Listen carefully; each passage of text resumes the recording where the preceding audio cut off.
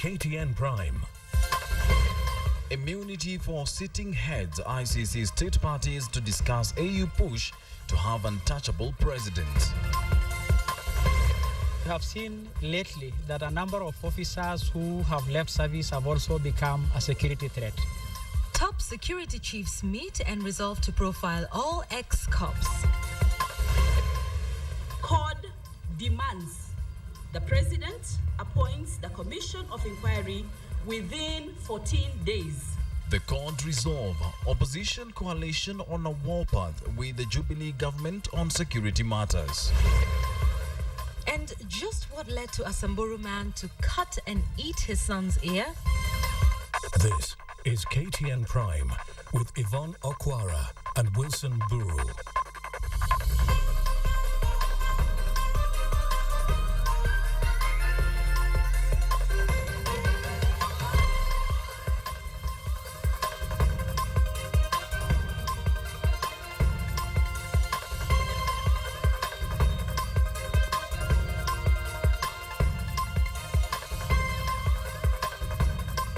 Well, we do hope that you've had a fantastic day, and we're glad you've joined us on the most comprehensive bulletin this side of the Sahara.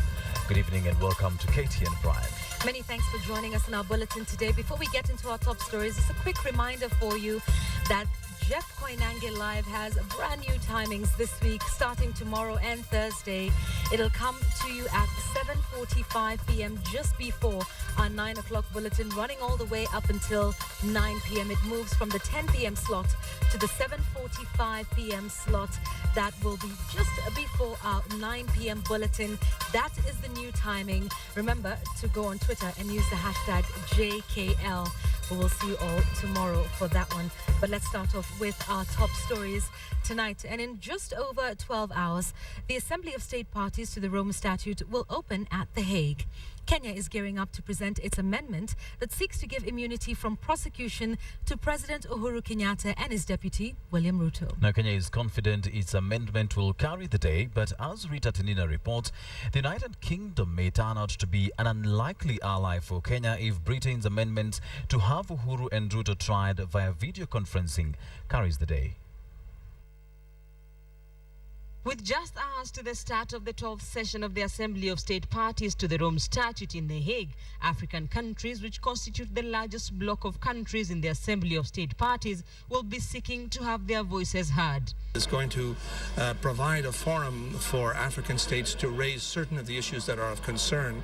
And for me, just looking at it from within the court, the notion that they should have a hearing and that they should have the sense that people are actually listening to them is important. Kenya, which is sponsoring amendments to the Rome Statute to give sitting heads of state and government immunity from prosecution for genocide, crimes against humanity and war crimes, is optimistic that its proposed amendment will sail through. It is a consensus process, and there is no likelihood that the amendments will not go through. But not everyone is on Kenya's side on the immunity amendment. The United Kingdom, which was among the countries that frustrated Kenya's deferral request at the United Nations Security Council, is proposing an amendment to the rules on the presence of accused persons. The amendment would allow President Uhuru Kenyatta and his deputy William Ruto to follow their trials on video technology. On Sunday, politicians who accompanied Deputy President William Ruto to a funds drive in Kikuyu constituency were already advocating for the physical absence of the president and his deputy from the Hague court sessions. Mawakili wafanye kazi, kuna teknolojia ya video, lakini mambo ya kupeleka president ama deputy kuketi kwa kiti ya courtroom ya huko ICC mwezi moja, mwezi mbili, sisi wa Kenya tumekataa. Tuko na mitandao ya internet ya Skype ya kileo. Mawakili wafanye kazi yao, sisi tufuatilie kesi kwa njia ya mtandao. Kenya, which is pushing for immunity for sitting heads of state and government, is optimistic that it will carry the day. But if the going gets tough on the immunity amendment, Kenya may have to settle for less in its unlikely ally Britain, which is advocating for video conference trials. Either way, analysts say the Assembly of State Parties meeting holds Kenya's best shot on the ICC cases. Rita Tinina, KTN. Now that story forms the basis of our big question tonight, and we are asking, should sitting presidents be immune from prosecution at the ICC? Should sitting presidents be immune from prosecution at the ICC? Please send us your comments to the number 22155. Remember to start with a yes or no for your message to count, followed by a brief comment. You can also reach us on Twitter at KTN Kenya, at Yvonne Okwara, and at Wilson_Mburu. We will be giving you the news poll at the end of this live newscast. We look forward to hearing from you. Now, staying on matters ICC, as the stage gets set for perhaps one of the most intriguing sessions of the Assembly of State Parties tomorrow, changes in the way the International Criminal Court works are now gathering a lot of attention. The ICC's strategic plan, which runs from the year 2012 to 2015, will see the court focus on deepening its experience in the prosecutor's office, among other things. But of key interest to Kenya are two changes. One that critics say was informed by the Kenyan cases, and the other which could very well inform how many Kenyans could stand trial at the ICC going forward. John Alanamu spoke to the ICC's Deputy Prosecutor James Stewart about these plans. A wind of change is blowing at The Hague. They have been worked on for several months. Not that which will bring Kenya's proposed amendments to the rules and procedures of evidence, but changes within the International Criminal Court itself. States sacrifice some measure of sovereignty by becoming parties to the Rome Statute, and thus... Speaking at a conference focusing on the legacy left by the International Criminal Justice organs, Deputy Prosecutor of the International Criminal Court, James Stewart, outlined various changes in the manner in which the ICC will operate, all detailed in a strategic plan, but among them was this. The new strategic plan for the Office of the Prosecutor contemplates the possibility of investigating people at a little bit lower level than the top level, if you will. This means that in the event that the ICC is called in to investigate crimes under its jurisdiction, it would be looking to bring to justice the wider nexus of perpetrators of those crimes, and not just those at the top. Could this apply in Kenya's case? The answer is yes. Were evidence to point to middle-level perpetrators of crimes under the ICC's jurisdiction during the post-election violence, then new cases could be made against more local perpetrators.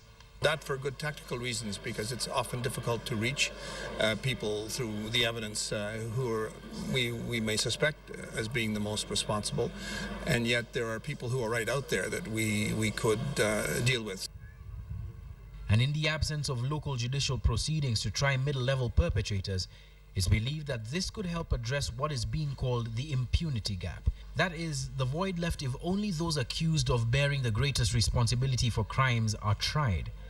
The ICC, though, cannot go down as far as to try those physically responsible for the crimes. Other inhumane acts within the meaning of Article 7(1)(k) of the statute. And on its collection of evidence, the ICC is considering having more robust investigations driven by itself, seemingly in preference to reports compiled by NGOs and human rights organizations. Stewart, though, still considers evidence from these bodies as a key element in the ICC's building of its cases. Because of the way in which the court has to operate under the Rome Statute, we're not the first people on the ground. And very often the first people on the ground, so to speak, and who may be direct witnesses or have even suffered the violence that is of concern, are the NGOs, our civil society. And often within countries, they're the ones who are outraged by what happened and want to see something done. Stewart was non-committal about whether these changes were informed by the goings-on of any cases currently before the ICC, including the Kenyan cases.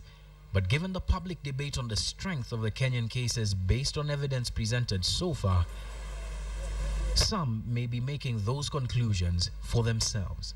John Alanamu, KTN. Let's move away from ICC matters. And Deputy President William Ruto has promised media stakeholders that the government will continue to maintain the freedom of a robust media. His statements came as the controversial Media Council Bill went through the second reading in Parliament, with media stakeholders constituting a special committee that will arbitrate between the media practitioners and Parliament. It's a promise to the media, but it came with caveats. Whether the media too, like the civil society, should balance these freedoms with responsibility. They should be accountable on what they say and what they do. Ruto noted that the two bills, the Kenya Information and Communication Bill, which was passed in Parliament, and the Media Council Bill were in tandem with the Constitution. We have no intention or ability to repress or curtail constitutional reforms. Constitutional freedoms, sorry. The Kenya Information and Communication Bill was rejected by the President, while the Media Council Bill went through the second reading in Parliament on Tuesday. We bring on board all the stakeholders so that the kind of laws this House enacts are laws which are going to serve Kenyans effectively. The discussion comes after the Media Council of Kenya, media owners, and the Kenya Correspondents Association gave their recommendations on the two bills. As for the Media Council Bill, which is still to be passed, media stakeholders feel that the most contentious issue is the appointment of members of the council. The view that the way it is that bill is constructed right now makes that law unconstitutional, because the appointment process vests too much power in the government, and this council should be independent. As for the Kenya Information and Communication Bill, media stakeholders want a complete overhaul of the bill. Our ideal position is that there should be new bills, 3 different bills. But the first step, of course, is that the one that was passed by the House is unacceptable. Laws are not made for the convenience of the day. They are made for posterity, for our children, our grandchildren, and for generations thereafter. A special committee consisting of media stakeholders has been set up to initiate dialogue between them and Parliament. This dialogue should end in a law that promotes a responsible and independent media while protecting Kenyans' right to information. Catherine Omwando, KTN. The government will now profile persons that have been dismissed from active police duty or recently retired in an effort to curb rising cases of men in uniform engaging in crime. Cabinet Secretary Internal Security Joseph Olelenku says cases of men in uniform engaging in criminal activity have been far too high in the recent past, saying the government will deal firmly and promptly to contain the situation. Rising cases of insecurity in the country the recent days have been on an upward trend. And as Kenyans cope with a tough crime rise, what's more shocking is that those who are meant to protect the population have turned their backs on them and now are hunting innocent Kenyans. With these, dozens of cases of men in uniform turning to criminals now has the attention of top cops. In a meeting convened today, the top security chiefs were busy looking for an antidote for what is now becoming increasing thorn in their flesh. Perhaps to demonstrate the seriousness of the matter, Cabinet Secretary Internal Affairs Joseph Olelenku summoned all police bosses from all disciplines in an attempt to come up with a common position that will deal with the matter once and for all. Profiling and marking ex-officers, you have seen lately that a number of officers who have left service have also become a security threat. That is another thematic area. There are some specific actions that need to be doing, have specific individuals responsible for that, and specific timelines to achieve some desired targets. The Cabinet Secretary decried the rising crime in the country and has asked the security agencies to deal firmly with the matter, which includes, among other proposals, to profile former and dismissed persons dismissed from service. We want to assure Kenyans that after less than 100 days, they will see a drastic reduction in crime. In the 100 Days Rapid Result Initiative, it is expected the security forces will identify new crime areas and nip them in the bud as they deal firmly with the age-old security questions. James Smart, KTN.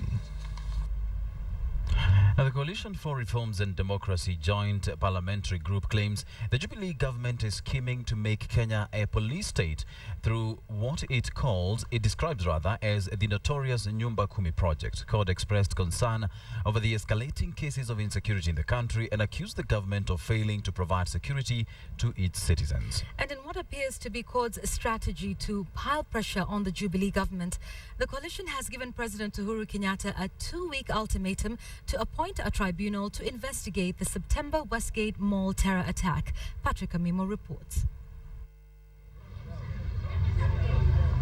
Parliamentarians allied to the Code Coalition converged at Orange House under the leadership of their principals Raila Odinga, Kalonzo Musyoka and Moses Wetangula. Although they strategized on how to win the upcoming by-elections slated for December 2nd, their focus was mainly on the country's security. The lawmakers say the patterns of violence shows that the government has failed in one of its core mandates, providing security to all Kenyans. State actors and non-state actors.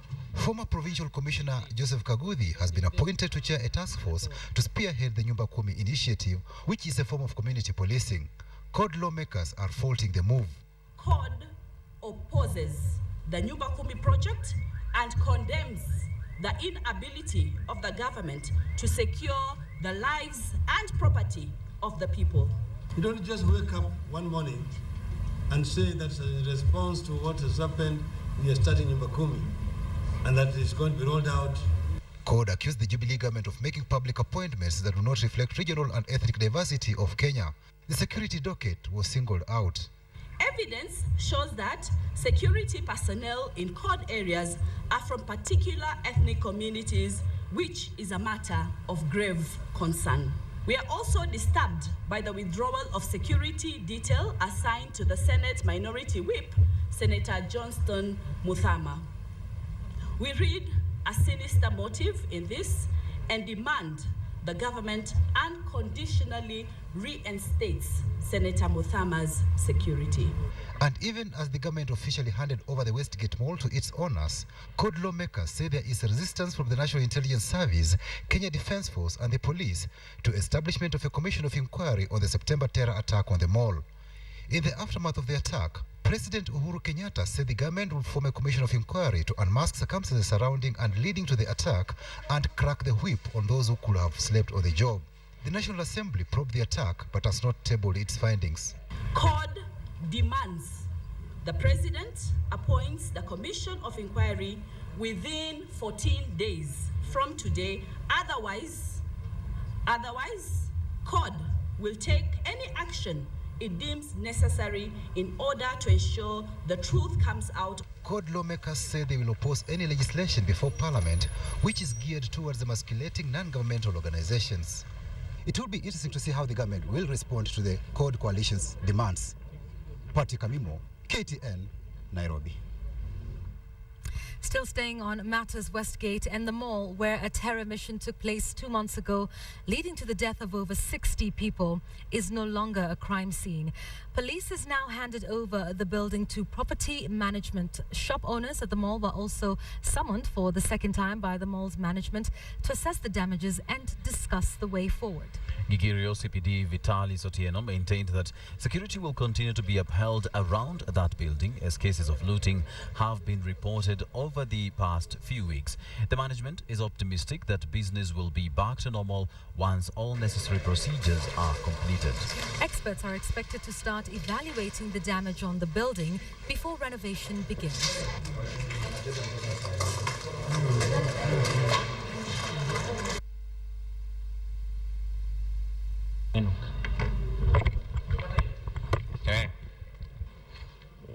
How you feel?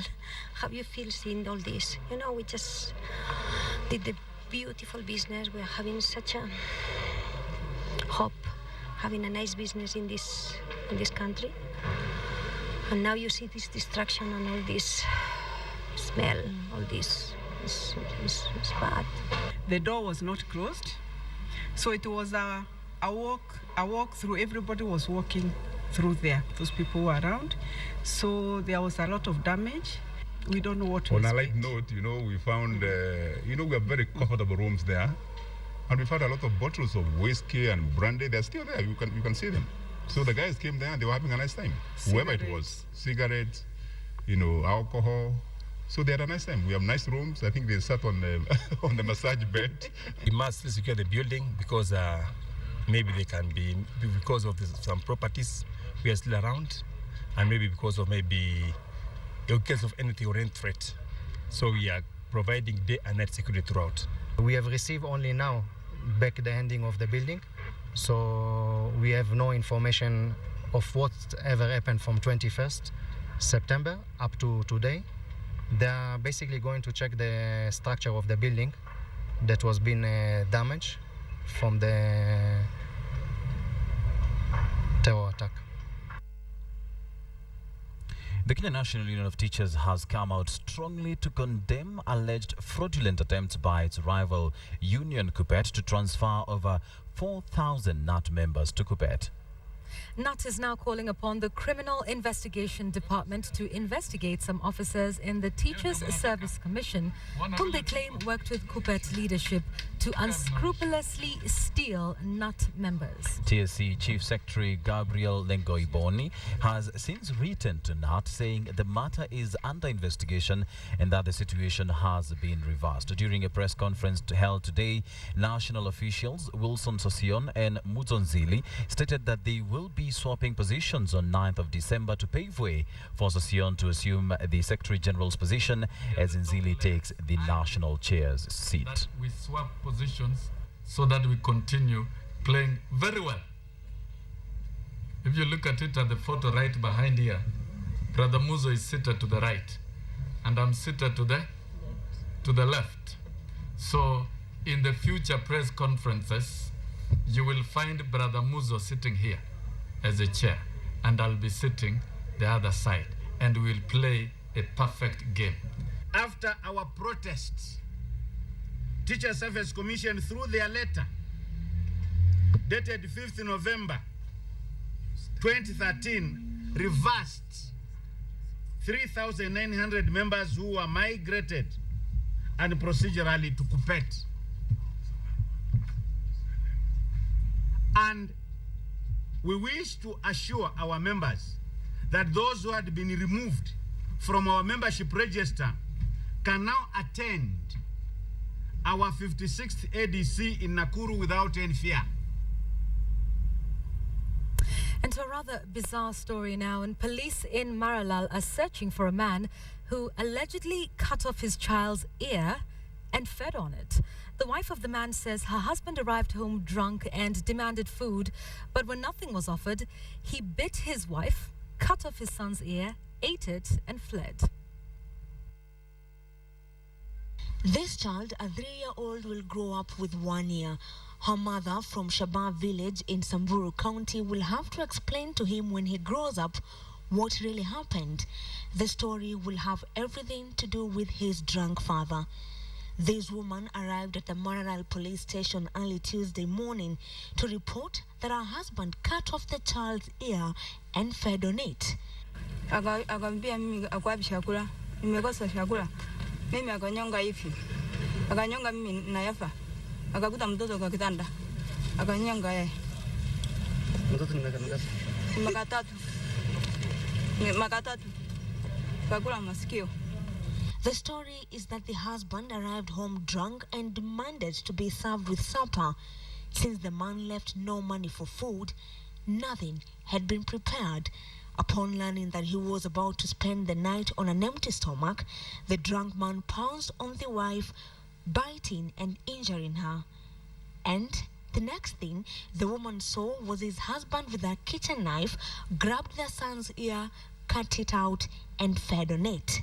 Police at Maralal police station, where the woman reported the case, are searching for the missing man-eater. Angel Katusia, KTN. Now we're going to take a short break now, but before we do that, let's revisit our big question tonight. Now remember that Kenya is gearing to present an amendment to the Rome Statute that seeks to give immunity to President Uhuru Kenyatta and his deputy William Ruto from standing trial at the ICC. Now the big question tonight is, should sitting presidents be immune from prosecution at the ICC? Should sitting presidents be immune from prosecution at the ICC? Our SMS number is 22155. Please start with a yes or no, followed by a brief comment. You can also get us on Twitter at Yvonne Okwara, at Wilson_Mburu, and at KTN Kenya. Here is one from Kim Tai Martin. You say, no, what if he or she butchers people and decides to sit forever? He would have evaded trial. Now we'll take a short break now, but don't you go away because we'll have more at the other side of the bulletin. Celebrating 50 years of independence, KTN's Kenya at 50 series continues.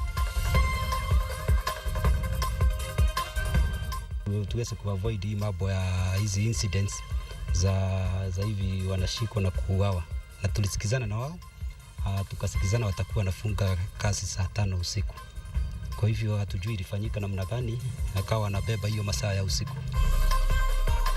You're watching KTN Prime.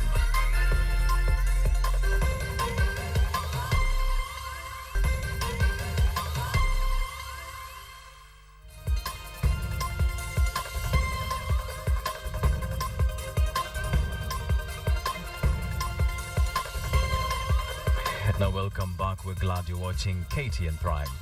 The Parliament's Committee on Administration and Justice has rejected former Naivasha MP as chair of the National Authority for Campaign Against Alcohol and Drug Abuse, NACADA.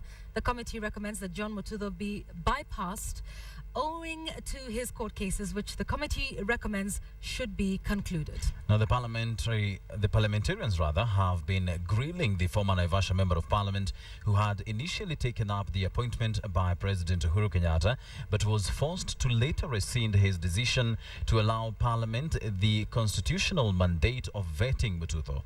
Players in the alcohol manufacturing industry had threatened to move to court to bar Mutudho from operating if he was not properly vetted by the National Assembly.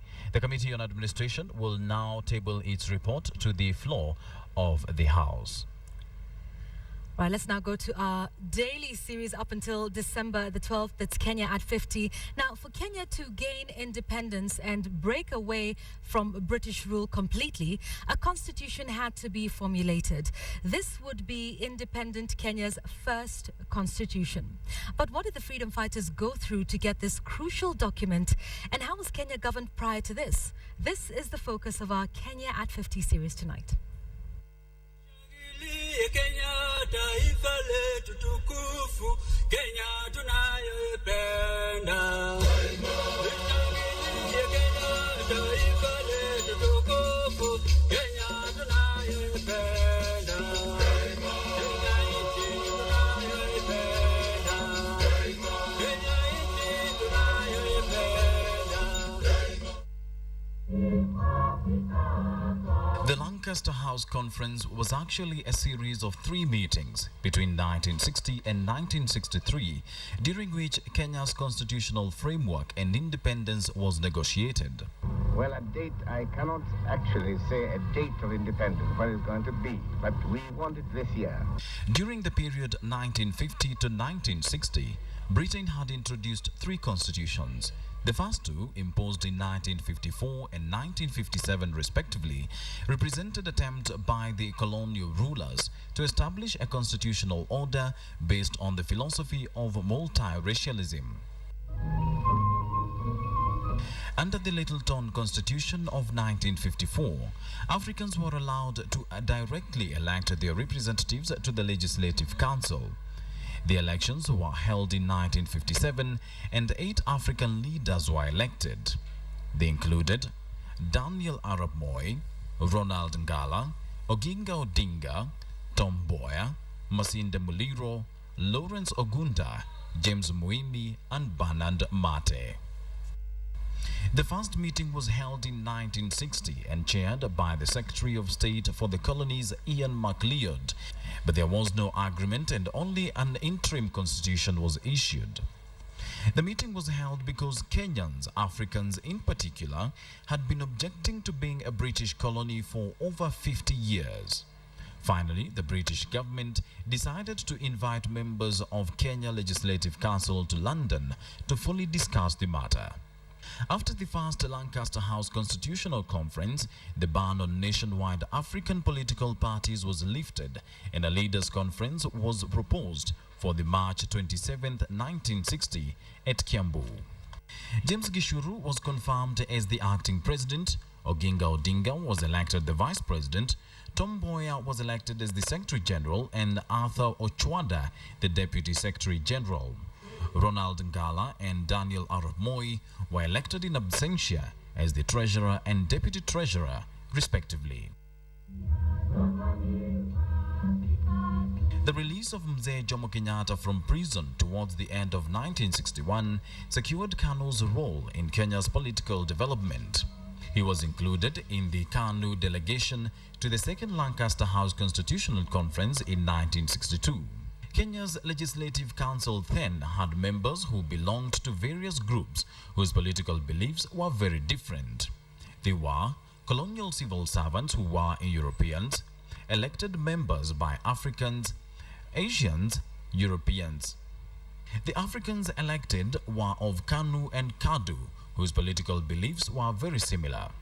Neither those who were in the forest nor those who were royal or home guard have anything to fear at all, because I think all of them are brothers and sisters. Before the Africans went to London, KADU and KANU were called by Mzee Jomo Kenyatta and agreed in principle their aim was the same. In the conference, all agreed to give power to one Senate, one elected person in each district, the National Assembly with more members in consideration of both population and area, the regional assemblies with elected members from the region, and local councils without much power but deriving their powers from the regional assemblies. The first African government was formed on return by both KANU and KADU, and it is this government that prepared the 1963 elections. I don't want to rob anybody of his property. We're not concerned of robbing people of their property, no. But what we want to get is power. That is the government. We want to rule our country. Shangilie Kenya, taifa letu tukufu, Kenya tunayoipenda. Shangilie Kenya, taifa letu tukufu, Kenya tunayoipenda. Kenya nchi tunayoipenda. Kenya nchi tunayoipenda. Now from that Kenya at 50 series, let's move on to business matters. And Boni Tunya is in our business studio and he's here with the latest in business. Good evening, Boni. Good evening, Wilson. Well, of course, from what everyone is celebrating, that the prices or the cost of electricity will go down by just about 9 cents. I also have news of Trans Nzoia, where the locals, they have stopped Tuskys supermarket from setting up a branch. I will tell you why.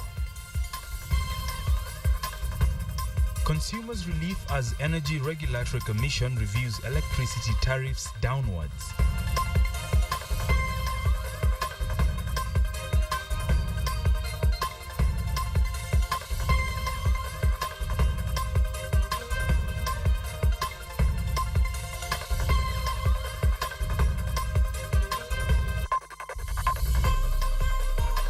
You're watching KTN Prime. Good evening, this is Business. My name is Boni Tunya. Now, manufacturers have welcomed the move by Energy Regulatory Commission to review energy tariffs. This, they say, will result into a relief in the cost of production. But as Michael Karanja now reports, concerns have also been raised over Kenya Power's fidelity to the new guidelines. In February this year, Kenya Power had sought an upward review of the cost of power, citing increased overheads. This was not well received by consumers both at the household and commercial level, who argue that this would push the cost of living and production beyond their means.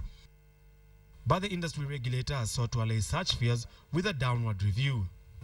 We have taken all factors into consideration, and we have given not just KPLC but this country the best tariff that is possible under the circumstances. In the new guidelines, retail tariffs starting December 1st to June 2014 will be set at 15 shillings and 51 cents per unit, down from 15 shillings and 59 cents. The tariff is expected to drop to 13 shillings and 44 cents in 2014 and further to 12 shillings and 26 cents by 2015.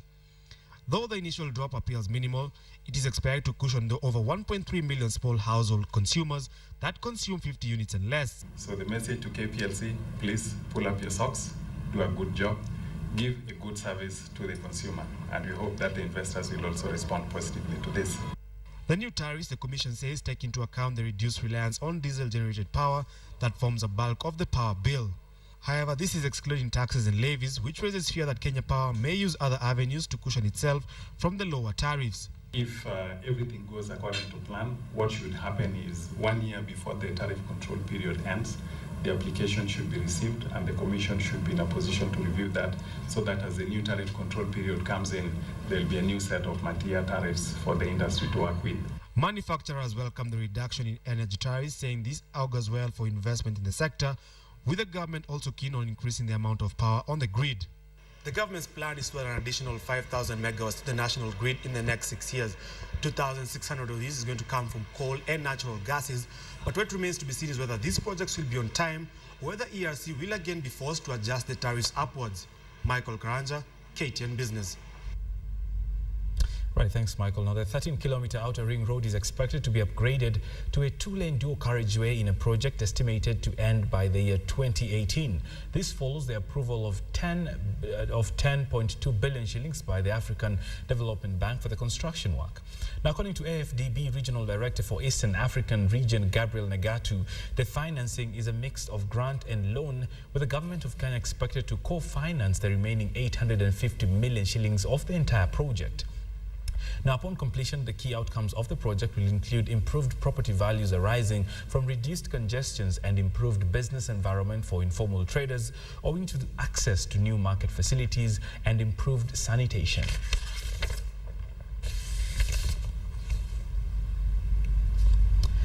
Right, and Resolution Insurance has introduced a travel insurance that will, among other things, take care of wrongful detention and subsequent legal fees if arraigned in court in foreign countries. But we'll have more details and conversations around that particular product in our subsequent bulletin. But elsewhere, Equatorial Commercial Bank has launched a new mobile banking as traders in Trans Nzoia stopped the opening of Tuskys branch in that region. Take a look. Equatorial Commercial Bank has launched a mobile banking platform dubbed Go Mobile. This will allow ECB customers to access banking services via their mobile phones. Mobile banking is today a key product in the banking industry owing to its ease of access. Elsewhere, it is estimated that Kenya has a potential of 10 million Razor users. Out of these, only about 40% uses razors for shaving, with the majority preferring to visit the barbershop. These details were revealed by the brand managers of Gillette, Mutune Kilonzo, when he launched the male and female Gillette razors in the Kenyan market. Philip Keitan, KTN Business. From matters of shaving blades is where we wind up business, but says a look at how your man is doing on the financial report coming up next. The Financial Report in association with Total. At Total, we provide high-quality fuels to all our customers, even the most demanding ones. Total, you know where to turn.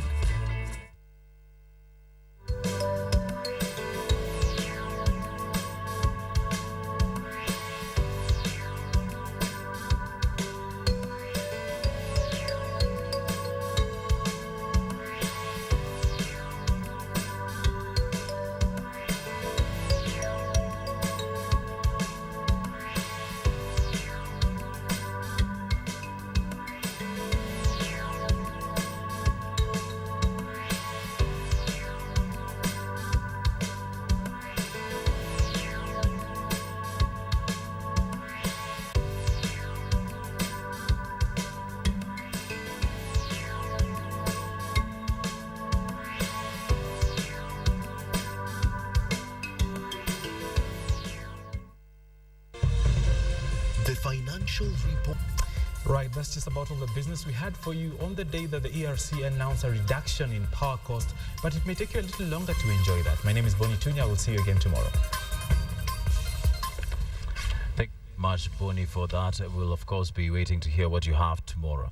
Now, let's take a recap of our top story tonight. Now, in just over 12 hours, the Assembly of State Parties to the Rome Statute meeting will open in The Hague. Kenya is gearing up to present its amendment that seeks to give immunity from prosecution to President Uhuru Kenyatta and his deputy William Ruto. Kenya is confident its amendment will carry the day, even as it is emerging that the United Kingdom will be asking the ICC to try the two Kenyan leaders via video link.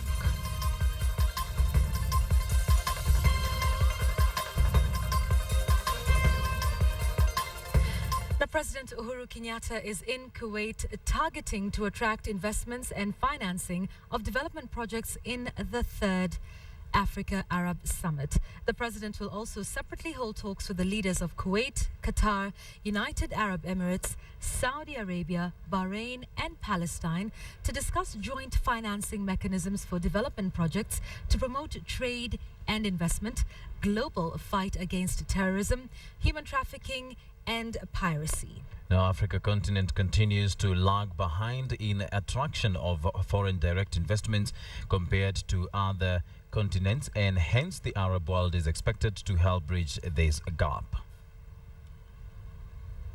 Indeed, and let's now talk sports, and we have in our sports studio tonight Nick Mudimba, who's got all the latest in the sporting action. Nick, a very good evening to you. Apparently the AFC Leopards have a new coach, is that right? Absolutely, the fans will actually have something to smile, and of course, before I forget, good evening to you.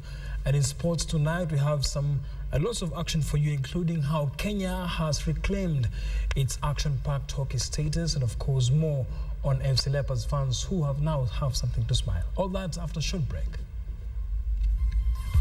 And also coming up in sports, the national women's hockey team discovers its winning ways at the Africa Cup of Nations. You're watching KTN Prime.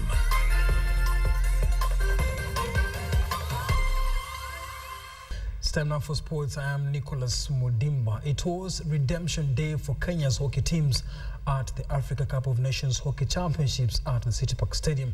The women's routed Tanzania 13-1, while the men's side defeated Ghana 2-0 in a later afternoon kickoff. After losing its first match against defending champion South Africa, the national women's hockey team needed to win its second match against neighbors Tanzania to keep alive its hopes of qualifying for the finals of the Africa Hockey Championships. The host Kenya made the intentions of winning the match known just 2 minutes into the game through Margaret Rotich. Paulina Mutebi made it 2-0 3 minutes later. The one-sided match had not seen enough of field goals as Lilian Aura, Anita Aguda, Betsy Omala and Barbara Simiyu all sounded the boards for the home team before the break. Tanzania grabbed their consolation goal of the match 4 minutes after the restart, but Kenya turned on the screw as 7 goals were scored in the second half for a 13-1 victory. At the end of the day, we needed the 3 points, and we've gotten despite the many chances that we lost. Wamejitahidi sana na washukuru kwa sababu wao sio professional. Sawa, wameacha majukumu nyumbani, watoto na wanaume nyumbani. Kenya is now placed third with 3 points behind Ghana and South Africa, who are tied on 4 points after their 1-1 draw early Tuesday afternoon. Both Ghana and South Africa got to the match with 3 points each. South Africa drew the first blood in the first half, but Ghana kept on the pressure and finally equalized on the 52nd minute. This draw will definitely send us to the finals. Very tough, very hot, very, very hot. It's not easy at all. It is a disappointing result for us because we didn't use our goal scoring opportunities that we should have. The tournament will take a break on Wednesday to resume on Thursday at the same venue. Lynn Washura, KTN Sports Today. The match going on right now is Burkina Faso taking on Algeria, and it's still 0-0. Moving on now, 59 cars have been given the green light to start this year's Kenya Airways East Africa Classics Rally to be hosted by Kenya and Tanzania. For the first time ever, a Ferrari 308 Dino GT4 will be taking part in the rally that will cover a total distance of 4,000 kilometers.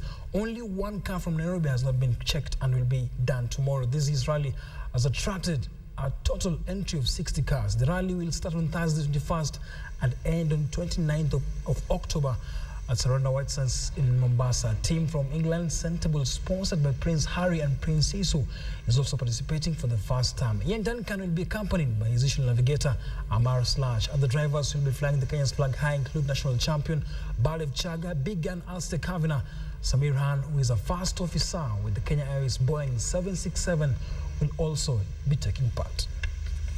Most of the cars have been scrutinized. We got 13 cars to go through, which will be scrutinized. Even they have 3 hours tomorrow morning. So I think we have done very well. Everything is absolutely on schedule. But of course, we'll keep you updated on the match between Burkina Faso and Algeria tomorrow in the subsequent bulletins. But now, let me hand you over to Yvonne Okwara on the other side of the studio. Yvonne. Thank you very much for that, Nick Mudimba. It's definitely all about the 2014 World Cup in Brazil.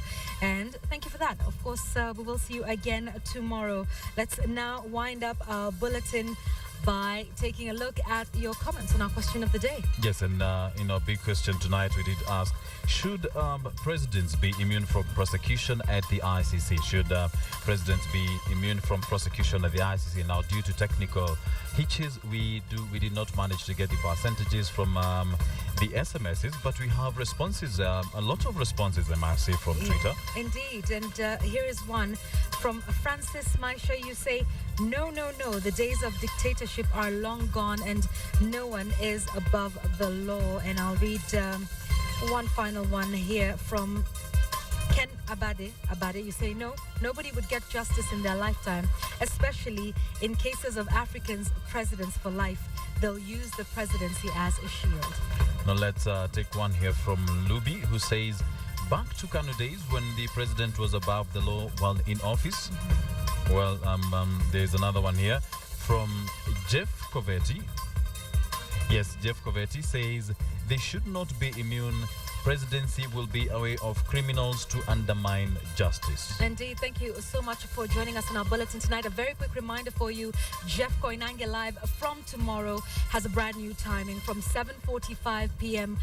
leading up to our bulletin at 9 p.m. That's a new timing, moving from 10 p.m. right down to an even better time for you at 7:45. So do make sure you catch that tomorrow evening. From us here at KTN Prime, we do wish you a fantastic evening. Have a restful evening as well. Good night and God bless. Good night.